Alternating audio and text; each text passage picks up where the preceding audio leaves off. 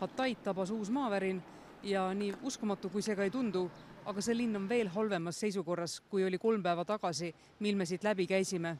Need majad, kus oli veel võimalik asju tuua, on kõik elamiskõlbmatud, inimesed on taas vigastatud, jäänud jälle majadesse lõksu. Olukord on üsna kurb ja trööstitu.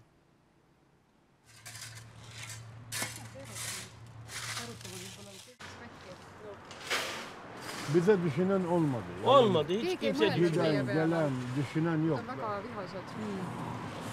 Bak Yani- işte tuvalet yok, Tualetti gıda pole, yok, süüa ei ole, su yok, vett ei ole, elektrik yok. İşte elektrit ei ole. yani Böyle biri. Need inimesed me leidsime 3 päeva eest tee äärest lihtsalt oma telgis istumas ja tulime neid vaatama pärast järgmist suurt maavärinat.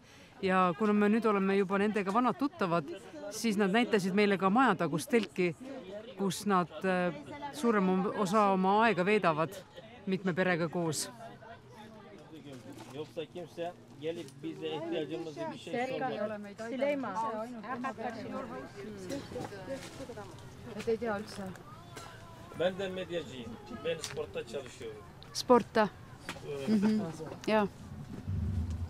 See siin on ühe pere kasvuhoone, kus peaksid kasvama köögiviljad, aga praegu on siin matid ja madratsid. Siin ööbib 50 inimest 9 perest.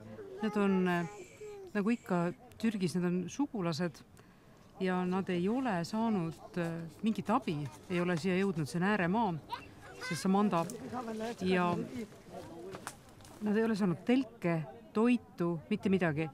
Ja nad pidid ise organiseerima endale kõik selle ööbimise ja nad ei leidnud paremat varianti kui see sama kasvuhoone.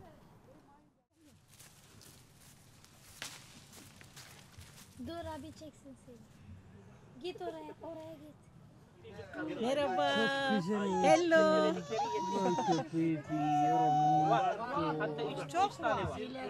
Paljud inimesed on meile öelnud, et olime enne ääremaa ja jäime selleks ka siis, kui oli maavärin. Abi ei tulnud või tuli liiga hilja või pole siiani tulnud. Üks pere rääkis, et nad oma kätega kaevasid 3 päeva lõksu jäänud sugulast välja ja ei suutnudki teda elusalt päästa. Ja kohalikul omavalitsusel ei olnud võimalik neile mitte kedagi appi saata.